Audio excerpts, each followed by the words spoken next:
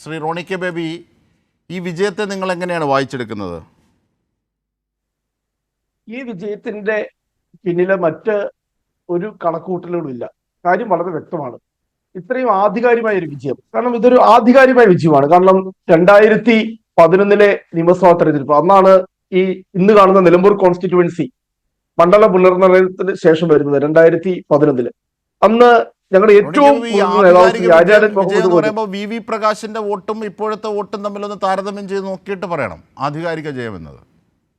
കാരണം ഇതിനകത്ത് നമ്പർ ആണല്ലോ പിന്നെ വ്യക്തമായിട്ടുള്ളത്. കാരണം കഴിഞ്ഞ തവണ LDFന്റെ സ്വതന്ത്ര സ്ഥാനാർത്ഥി അല്ലെങ്കിൽ LDFന്റെ സ്ഥാനാർത്ഥി 2500 വോട്ടിന്, അതായത് ഇടതുപക്ഷത്തിന് അനുകൂലമായി ഒരു തരംഗം ഉണ്ടായിരുന്നിട്ട് പോലും 2500 സീറ്റിന് ജയിച്ച ആ വോട്ടിന് ജയിച്ച ആ മണ്ഡലം 20,000 അടുത്ത് വോട്ടിന് ജയിക്കുക എന്ന് പറഞ്ഞാൽ അത് ആധികാരികമായി ചെയ്യുന്നത് തന്നെയാണ്. കാരണം ഇത്രയും ഒരു ശക്തമായ ഒരു ത്രികോണ മത്സരം എല്ലാവരും വിശേഷിപ്പിച്ചു ഇഞ്ചോടിഞ്ച് പോരാട്ടം എന്ന് വിശേഷിപ്പിച്ചു. അവസാന നിമിഷം വരെ ഒരു ഇഞ്ചോടിഞ്ച് പോരാട്ടം എന്നായിരുന്നു മാധ്യമങ്ങളൊക്കെ നൽകിയ പ്രതീതി. പക്ഷെ ഇത് ഒരു വളരെ കംഫോർട്ടബിൾ ആയിട്ടുള്ള ഒരു മെജോറിറ്റി. മറ്റൊരു ഇതിന്റെ ഒരു വളരെ പിന്നെ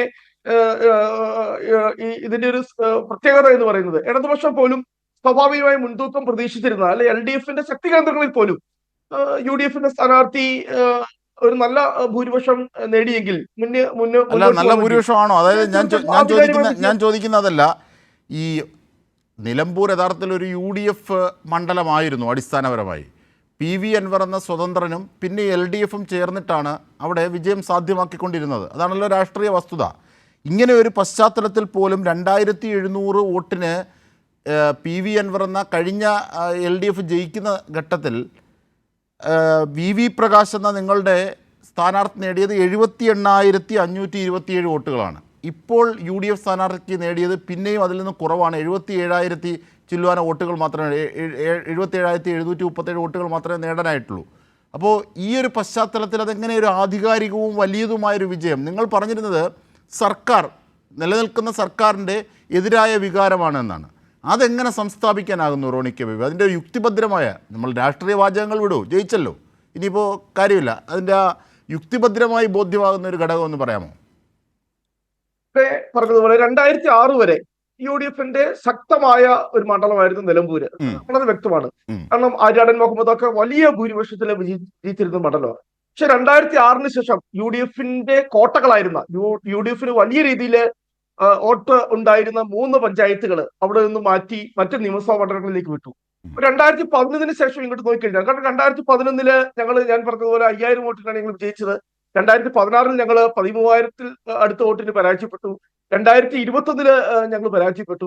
ഇപ്പോൾ ആ 2 പരാജയങ്ങൾക്ക് ശേഷം വീണ്ടും ഞങ്ങൾ ജയിക്കുമ്പോൾ അതും ഒരു 12,000 വോട്ടിന്റെ കംഫോർട്ടബിളായി മാർജിൻ, ഇവിടെ അങ്ങ് ചൂണ്ടിക്കാണിച്ചതുപോലെ കഴിഞ്ഞ തെരഞ്ഞെടുപ്പിനേക്കാൾ ഞങ്ങൾക്ക് ഒരു 1,000-1,500 വോട്ട് ഞങ്ങൾക്ക് കുറവുണ്ട് ഞങ്ങൾ ചെയ്തു. പക്ഷേ ഇടതുപക്ഷത്തിന് 16,000 വോട്ട് കഴിഞ്ഞ നമ്മളെ കുറഞ്ഞു എന്നതിനെ നമ്മൾ പിന്നെ അല്ലല്ല, തെറ്റാണത്, കാണാതെ പോകരുത്. അത് തെറ്റാണ്. അതായത് ഈ LDFന്റെ സ്ഥാനാർത്ഥി ഏറ്റവും ഒടുവിൽ തോമസ് മാത്യു നിൽക്കുന്ന ഘട്ടം വരെയും, മാളയിൽ തോമസ് മാത്യു നിൽക്കുന്ന ഘട്ടം വരെയും നമ്മൾ നോക്കുമ്പോൾ ഈ 66,000 എന്ന വോട്ടിലേക്ക് LDF എത്തിയിരുന്നില്ല. അത് സ്വരാജിലൂടെ ഇപ്പോഴാണ് എത്തുന്നത്. പിന്നെ മാത്രമല്ല, ഈ ഇടത് സ്വതന്ത്രനായി നേരത്തെ നിന്ന് MLA ആയിരുന്ന ആൾ വാങ്ങിയ വോട്ടും ഇപ്പോൾ LDFന്റെ വോട്ടും കൂടി ചേർക്കുമ്പോൾ അത് UDFനേക്കാൾ കൂടുതൽ വോട്ട് ലഭിക്കുന്നുണ്ട് എന്നാണ്. അപ്പോൾ ഒരു ജനവികാരം എങ്ങനെയാണ് നിലനിന്നിരുന്നത്, അതെങ്ങനെയാണ് ഭിന്നിച്ചു പോയത് എന്നൊക്കെയാണ് മനസ്സിലാക്കേണ്ടത്. അങ്ങനെ നോക്കുമ്പോൾ യഥാർത്ഥത്തിൽ ഈ വിജയത്തിന് മധുരം കുറവാണ് എന്ന് നിരീക്ഷിച്ചാൽ തെറ്റുണ്ടോ?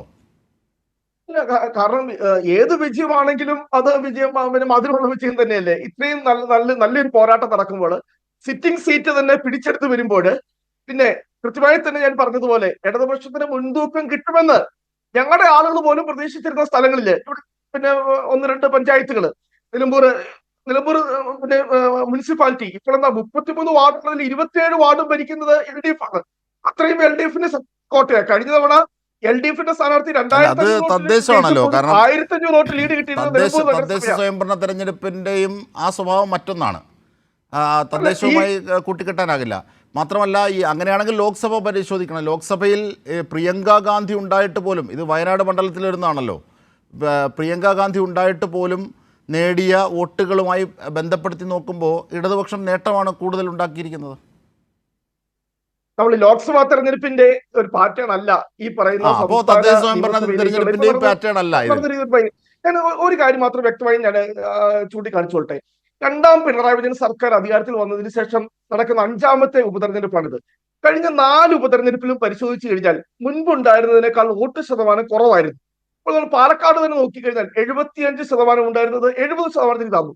പക്ഷെ ഇവിടെ നിലമ്പൂര് വെറും 1% നമ്മൾ പോസ്റ്റൽ വോട്ട് കൂടെ കൂട്ടുമ്പോൾ 1% പോലും വരുന്നില്ല. ഒരു 0.5% കുറവ് മാത്രം വന്നിട്ടുള്ളൂ. അത് വളരെ വ്യക്തമായ സൂചനയാണ്. കാരണം ഇനി 8-9 മാസം മാത്രമേ ഈ പറയുന്ന അടുത്ത നിയമസഭാ തെരഞ്ഞെടുപ്പിലേക്കുള്ളൂ, 2026 നിയമസഭാ തെരഞ്ഞെടുപ്പിലേക്കുള്ളൂ. പക്ഷെ എന്നിട്ട് പോലും ഇത്രയും 75% ആളുകൾ വന്ന് വോട്ട് ചെയ്തെങ്കിൽ, അതും ഈ പെരുമഴ ഉൾപ്പെടെയുള്ള മൺസൂൺ ഉൾപ്പെടെയുള്ള പ്രതികൂല സാഹചര്യത്തിൽ പോലും ആളുകൾ വോട്ട് ചെയ്ത് അവരുടെ അഭിപ്രായം രേഖപ്പെടുത്തിയിട്ടുണ്ടെങ്കിൽ ായിട്ടുള്ള ഒരു ജനവിധി തന്നെയാണ്.